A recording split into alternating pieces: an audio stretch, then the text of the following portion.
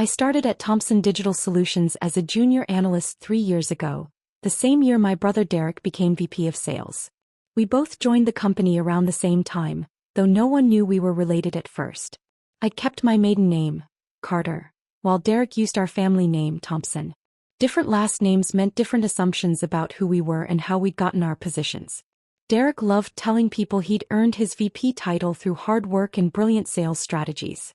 What he didn't mention was that our Uncle James owned 35% of the company and had made some calls on Derek's behalf. Derek was good at sales, certainly, but he'd had advantages he never acknowledged. Meanwhile, I worked my way up from junior analyst to senior analyst to team lead, all while completing my MBA at night. By my second year, I'd developed 3 proprietary analytics models that increased client retention by 41%. By my third year, I was managing a team of 12 and being courted by competing firms. That's when Eleanor Michaels, the CEO and founder of Thomson Digital Solutions, called me into her office. "Jenna," she said, gesturing to a chair. "I'm retiring in 8 months." I congratulated her, assuming she was about to tell me about leadership changes that would affect my department. "I want you to replace me," Eleanor continued. I stared at her. "I'm sorry, what?" "You're 29 years old, you've revolutionized our analytics division, and you understand this company better than anyone on the executive team. I've been watching you for 2 years. You're the person who should lead Thomson Digital into the next decade. What about the current executives?" I asked carefully. "The VP of Operations, the CFO, Derek Thompson, and Sales." "They're competent managers," Eleanor interrupted. "You're a visionary. There's a difference. I'm not interested in leaving my company to someone who'll maintain the status quo. I want someone who'll push boundaries." Over the next 8 months, Eleanor mentored me privately. She taught me everything about CEO responsibilities, board relations, investor management, strategic planning, crisis leadership. We kept the succession plan confidential, known only to Eleanor, myself, and the board of directors. The board had been skeptical at first. I was young, relatively unknown outside my division, and didn't have the traditional executive pedigree. But Eleanor was persuasive and my track record spoke for itself. Eventually they agreed with conditions. I'd be CEO with full authority, but I'd have a 6-month probationary review to ensure I could handle the role. I accepted the terms. What made the situation more complicated was Derek. He'd been campaigning for a C-suite promotion for months, angling for Chief Revenue Officer. He assumed Eleanor's retirement would create opportunities for the existing executive team to move up. He had no idea that the CEO position was already filled by his little sister. Eleanor and I decided to keep the announcement quiet until her official retirement date. I continued working in my director-level position, attending meetings, managing my team, while privately preparing to take over the entire company. Derek, meanwhile, became increasingly insufferable. It started small, dismissive comments during department meetings, casual put-downs disguised as jokes. Derek had always been competitive, but as his CRO ambitions grew, his need to elevate himself meant diminishing everyone around him. 3 months before Eleanor's retirement, we had a company-wide strategy meeting.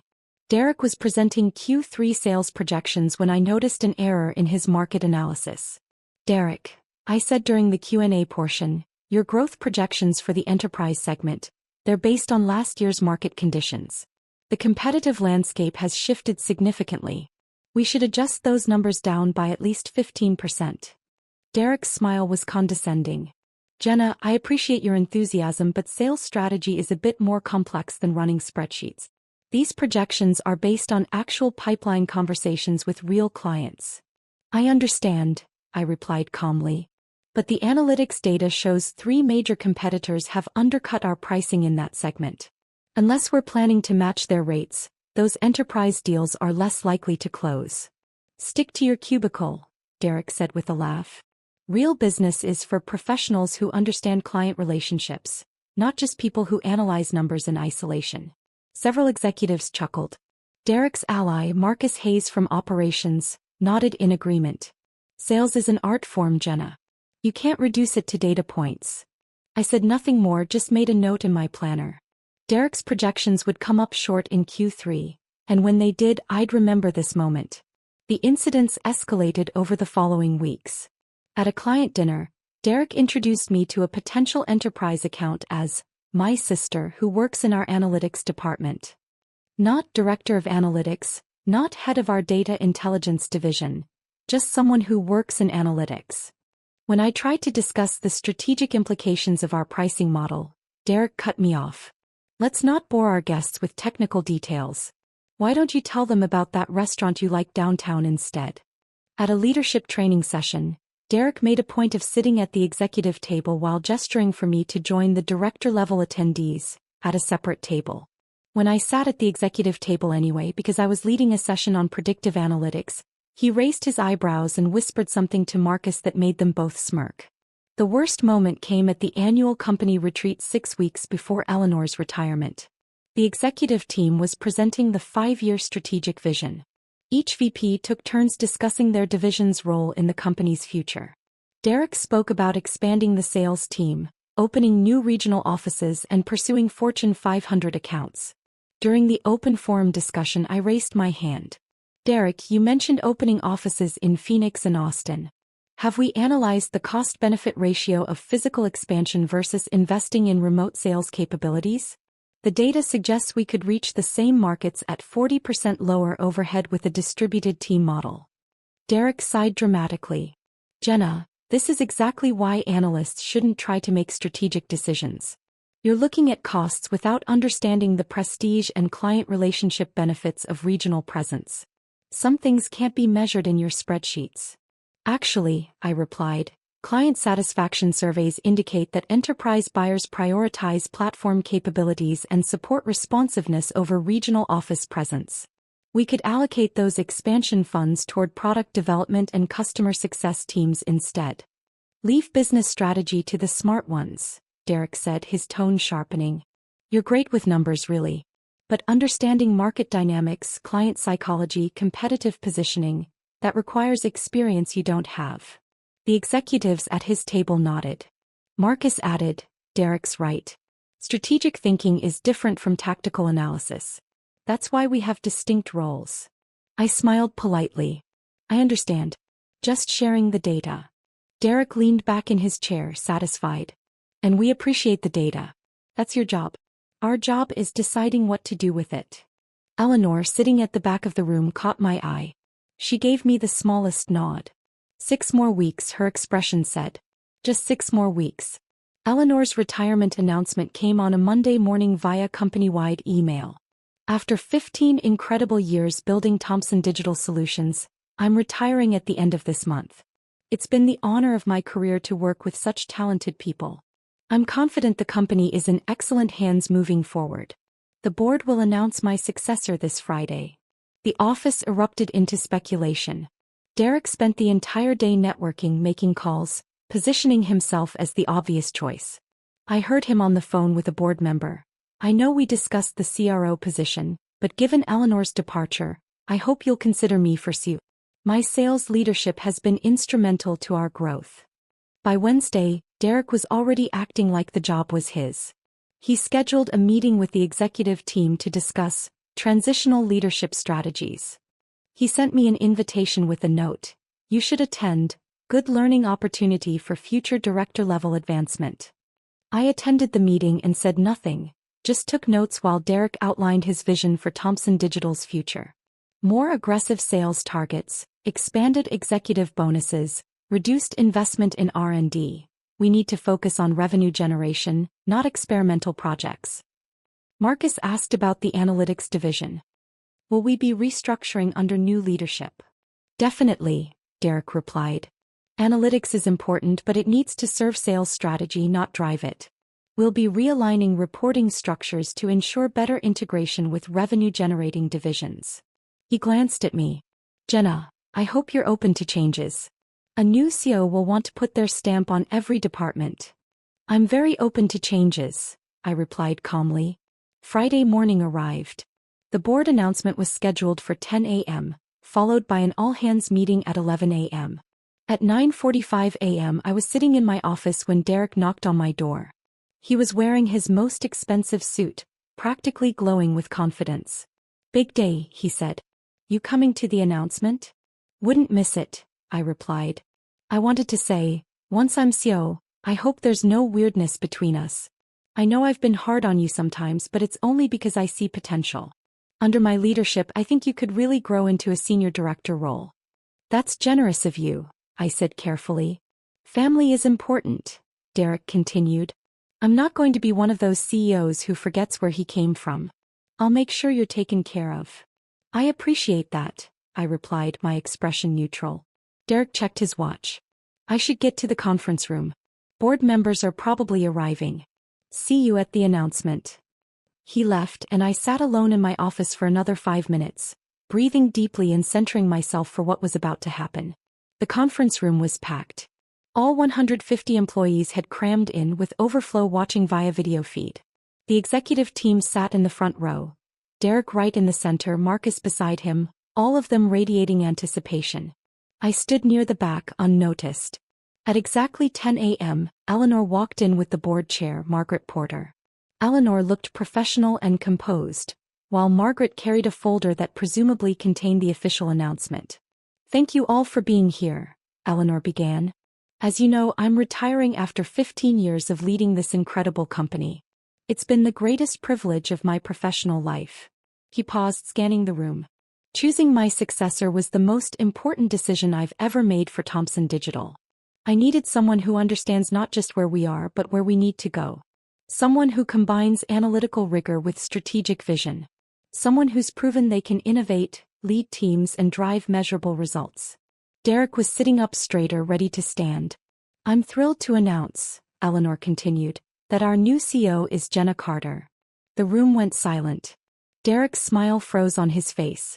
Jenna has been with us for 3 years, Eleanor continued, during which she's transformed our analytics division, increased client retention by 41%, and developed proprietary models that have become core competitive advantages. For the past 8 months, she's been working with me and the board to prepare for this transition. I have complete confidence in her leadership. Margaret Porter stepped forward. The board of directors unanimously supports Jenna's appointment. Effective Monday, she'll assume full CEO responsibilities with complete authority over all company operations and personnel decisions. I walked to the front of the room. The crowd parted, people staring at me with expressions ranging from shock to confusion to, in some cases, respect. Eleanor shook my hand, then pulled me into a quick hug. You're ready for this, she whispered. I took her place at the podium. Thank you, Eleanor, and thank you to the board for this incredible opportunity. I know this announcement is surprising to many of you. Over the next few weeks, I'll be meeting with every department to discuss our strategic direction and answer questions. My office will be open, and my commitment is to transparent, data-driven leadership that values every person in this company. I glanced at Derek. His face had gone from frozen to pale to red. Marcus was staring at me like I'd materialized from thin air. I'm excited about Thomson Digital's future, I continued. We have extraordinary talent, strong market positioning, and opportunities that I believe we haven't fully pursued. I'm looking forward to working with all of you to reach our potential. The applause started slowly, then built. Not everyone was enthusiastic. Several executives looked shell-shocked, but most employees seemed genuinely excited, or at least intrigued. After the announcement, Eleanor left for a retirement lunch with the board. I stayed to take questions, fielding concerns about strategic direction, team stability, and transition timelines. Derek didn't ask any questions. He sat frozen in his seat until the room emptied, then stood and walked out without looking at me. The first executive team meeting under my leadership was scheduled for Monday at 9 a.m. Derek didn't attend. At 8:45 a.m., his assistant delivered his resignation letter. It was 2 sentences. I resign from Thomson Digital Solutions effective immediately. Best wishes for the company's future. Marcus Hayes, VP of Operations, attended but spent the entire meeting looking deeply uncomfortable. When I asked about Q4 operational priorities, he gave vague, non-committal answers. By Tuesday, Marcus had also resigned. 2 other executives, both Derek's close allies, gave notice by the end of the week. I accepted all the resignations graciously and began recruiting replacements. Eleanor had warned me this might happen. Some people can't handle working for someone they underestimated, she'd said. Let them leave. You'll build a better team. The real confrontation came 2 weeks later at a family dinner. My parents had invited both Derek and me, unaware of the full situation. They knew I'd become CEO and that Derek had resigned, but they didn't understand the context. Derek arrived late, his expression tight and angry. He barely acknowledged me. Over dinner, Mom asked excitedly about my new role. CEO at 29. We're so proud, Jenna. How are you finding it? It's challenging, I replied honestly. But I'm grateful for the opportunity. Derek set down his fork with a sharp clink. Can we talk about how this actually happened? Because I'm still trying to understand how my little sister, who spent 3 years as an analyst, suddenly became CEO of a company I've been busting my ass to build. Derek, Dad started. No, I want to know, Derek continued, staring at me. Did you sleep with someone on the board? Did you blackmail Eleanor? How does a junior analyst leapfrog over executives with decades of experience? I didn't leapfrog anyone, I replied calmly. Eleanor chose me based on my performance and potential. The board agreed. Your performance? Derek laughed bitterly. You ran spreadsheets. I generated $47 million in revenue last year. I built relationships with Fortune 500 accounts. I led a team of 30 sales professionals. Made charts. I developed 3 proprietary analytics models that increased client retention by 41%, I corrected. That retention translated to $23 million in recurring revenue. I also identified cost efficiencies that saved the company $8 million annually. And I led a team of 12 analysts who consistently delivered insights that improved decision-making across every department. Everyone can claim credit for results, Derek shot back. But real leadership is about being in the arena, making tough calls, managing complex relationships. Derek, I interrupted, my voice still calm but firm. I wasn't just making charts. I was building the systems that made your sales strategies possible. Every one of your tough calls was informed by data my team provided. Every client retention success you celebrated was supported by analytics we developed. You just never noticed because you were too busy dismissing me as the analyst in the cubicle. The table went quiet. Eleanor saw what I was capable of, I continued. She spent 8 months mentoring me, preparing me for this role. The board vetted me thoroughly. This wasn't a surprise promotion. It was a carefully planned succession. You didn't know about it because no one thought to tell you. Not because of some conspiracy, but because you weren't actually in consideration for the position. Derek's face was red.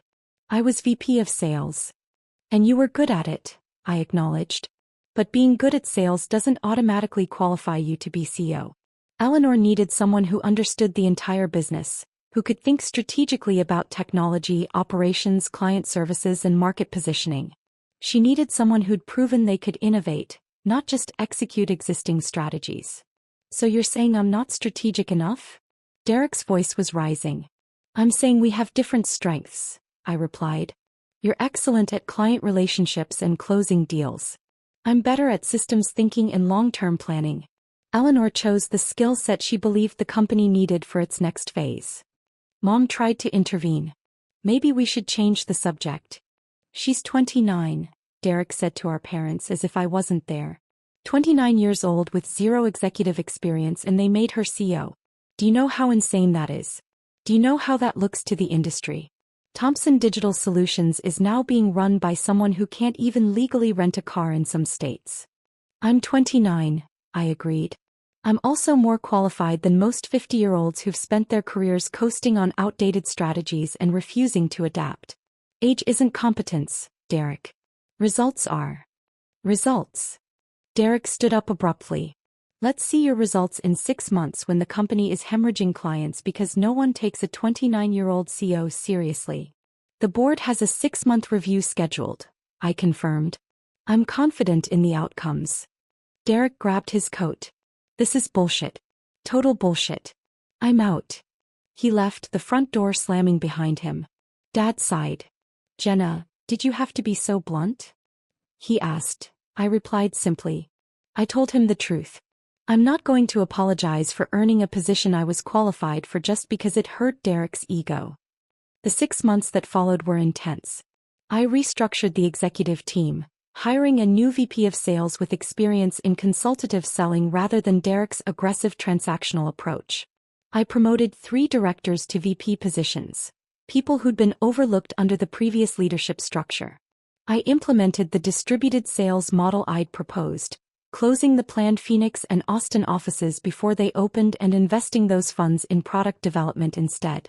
The decision was controversial, but within 4 months, our enhanced platform features attracted 6 new enterprise clients that Derek's old team had marked as impossible gets. I reorganized the analytics division, expanding it from 12 people to 25 and integrating data intelligence across every department. Sales, operations, customer success, and product development all began making decisions based on real-time analytics rather than gut instinct. Revenue grew 29% in Q1 under my leadership. Client retention hit 94%, the highest in company history. Employee satisfaction scores jumped 31 points, particularly among non-executive staff who appreciated the more collaborative leadership style. The board's 6-month review was scheduled for a Tuesday morning in July. I prepared extensively, detailed reports, performance metrics, strategic plans for the next 3 years. I was confident but aware that some board members had been skeptical from the start. Margaret Porter opened the meeting. "Jenna, the board has reviewed your first 6 months as CEO. We've analyzed financial performance, client satisfaction data, employee feedback, and strategic execution." I waited, keeping my expression neutral. "Your performance has exceeded expectations," Margaret continued. "Revenue growth is strong, client retention is outstanding, and you've successfully navigated leadership transitions that could have destabilized the company. The board votes unanimously to remove the probationary status and confirm you as permanent CEO with full authority." I felt the tension release from my shoulders. "Thank you. I'm honored by your continued trust. There is one additional matter," Margaret added. "We've received several communications from Derek Thompson. He's raised concerns about your management style, questioned your qualifications, and suggested that company performance is inflated or unsustainable." "I see," I replied carefully. "We want to be clear," Margaret continued, "that the board has full confidence in your leadership. Derek's communications appear to stem from personal grievance rather than legitimate corporate concerns.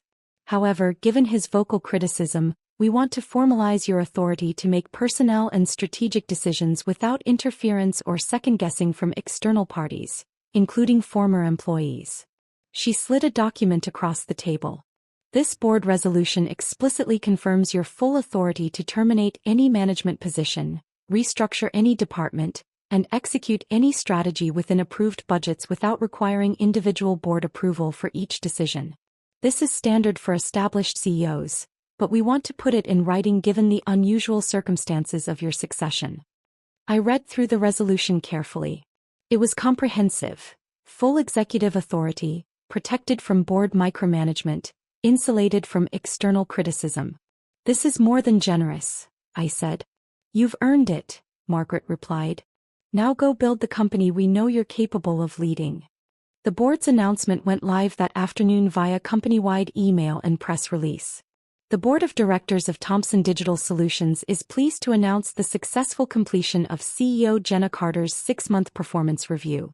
Ms. Carter has demonstrated exceptional leadership, driving significant growth in revenue, client satisfaction, and operational efficiency. The board has voted unanimously to remove probationary status and confirm Ms. Carter as permanent CEO with full authority over all company operations and personnel decisions. I was in a meeting with the product development team when the announcement went out. My phone started buzzing immediately. Congratulations from employees, messages from industry contacts, LinkedIn notifications piling up. One message stood out. It was from Eleanor. "Told you that you were ready. Proud of you, Jenna. Enjoy this moment, you've earned it." I smiled and tucked my phone away, refocusing on the product roadmap discussion. There was work to do. Derek reached out 3 months later. It was a text message late on a Thursday evening. "Can we talk?" I called him the next morning during my commute. "Hey," Derek said, his voice subdued. "Thanks for calling back." "Of course. What's up?" I wanted to, apologize maybe, or at least explain. He sighed. "I've been doing a lot of thinking since I left Thomson Digital. Started working with a career coach actually. Processing some stuff." "I'm listening," I said. I was an asshole to you, Derek admitted. The stuff I said in meetings, the way I dismissed your ideas, that dinner with Mom and Dad, all of it was out of line. I was so focused on my own career trajectory that I couldn't see what was actually happening. I thought I deserved the CEO position because I wanted it, not because I'd earned it. I appreciate you saying that, I replied. I saw the Q2 numbers, Derek continued. Thomson Digital is doing incredibly well. Better than it ever did under Eleanor's final years, honestly. You were right about the distributed sales model, the analytics integration, all of it. I was wrong. We had different visions for the company, I said. That's not unusual. I'm sorry the transition was painful for you. It was my own fault, Derek said. I built my entire identity around being the successful one, the business genius, the future executive. When you got the CEO position, it shattered how I saw myself. That wasn't your problem, it was mine. We talked for another 20 minutes. Derek had taken a VP of sales position at a smaller firm, where he was learning to lead without the ego that had driven him at Thomson Digital. He was in therapy, working on his competitive tendencies and his need for external validation. Do you think we can be okay? Derek asked finally. As siblings, I mean. Not asking to come back to the company or anything. Just be family again. I'd like that, I said honestly. Good. Maybe we could do dinner sometime? Without the explosive arguments. I smiled. I think we can manage that. 2 years into my tenure as CEO, Thomson Digital Solutions had grown into something Eleanor hadn't imagined and Derek wouldn't have believed possible. Revenue had increased 67% from my first day.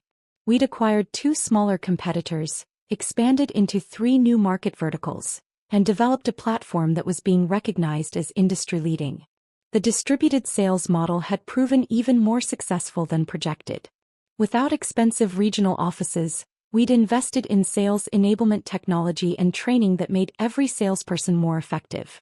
Our sales team was smaller than Derek's had been, but more productive per capita. The analytics division had become our crown jewel.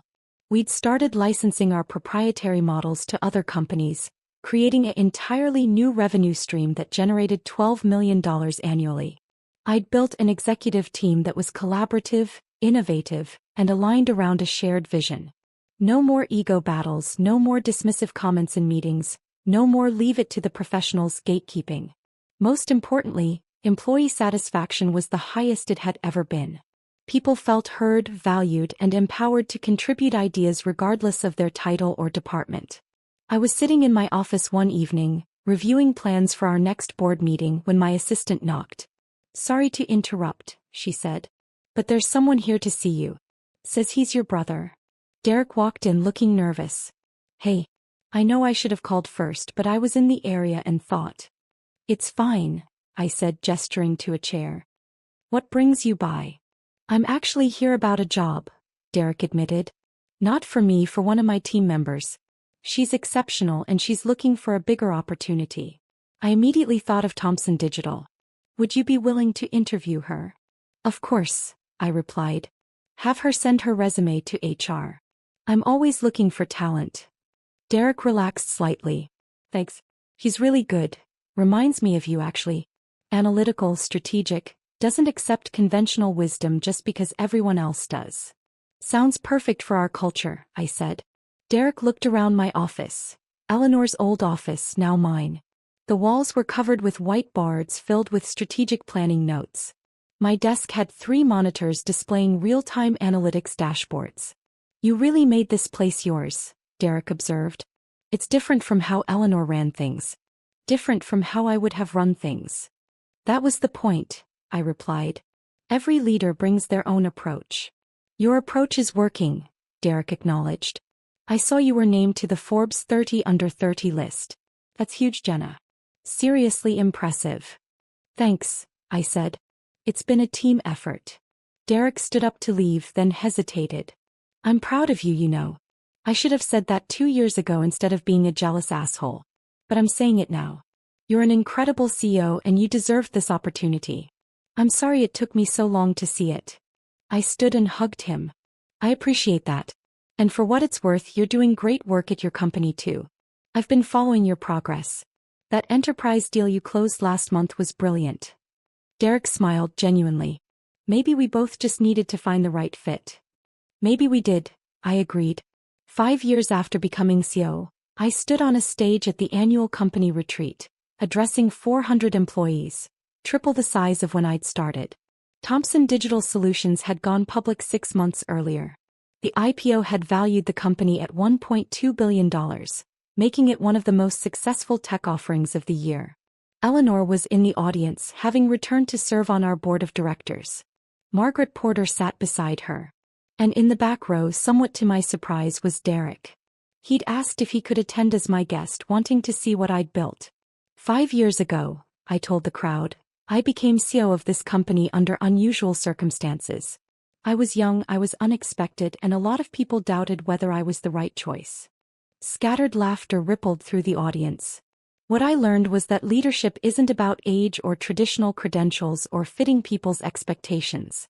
It's about vision, execution, and surrounding yourself with people who are smarter than you in their areas of expertise. I clicked to the next slide, showing our growth trajectory. We've tripled in size, expanded into 6 new markets, developed products that are changing our industry, and built a culture where innovation comes from every level of the organization. None of that happened because of me alone.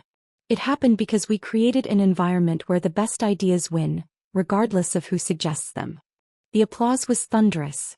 After the presentation, Derek found me at the reception. That was incredible, he said. This whole event, this company culture, it's nothing like what I remember. You really did transform everything. It took a lot of work, I admitted, and a lot of help from people who believed in the vision. Derek looked around at the celebrating employees. I keep thinking about that meeting where I told you to stick to your cubicle. God, I was such an idiot. You were protecting your ego, I replied. We all do it sometimes. The difference is you grew past it. Do you ever wonder what would have happened if Eleanor had chosen me instead? Derek asked. If I'd gotten the CEO job I thought I deserved? I considered the question. Honestly, you probably would have been a perfectly competent CEO. You would have hit your numbers, managed the business efficiently, kept things stable. But I don't think you would have transformed anything. And transformation is what Eleanor knew this company needed. Derek nodded slowly. You're right. I was good at executing. You're good at reimagining. Those are different skills. Both valuable, I said. Just different contexts. Well, Derek raised his glass. To my little sister, the visionary CEO who proved everyone wrong. Including me. Especially me. I clinked my glass against his. To family who can admit when they're wrong and grow from it. We drank, and in that moment, I realized that the best victory wasn't proving Derek wrong or claiming the position he'd wanted. The best victory was building something meaningful while maintaining relationships with the people who mattered. Even the ones who doubted me. Eleanor had been right 5 years ago. I was ready to lead. And I'd proven it not by defeating Derek, but by becoming the leader the company actually needed. Patient, strategic, and focused on building something that would last long after any personal rivalry was forgotten.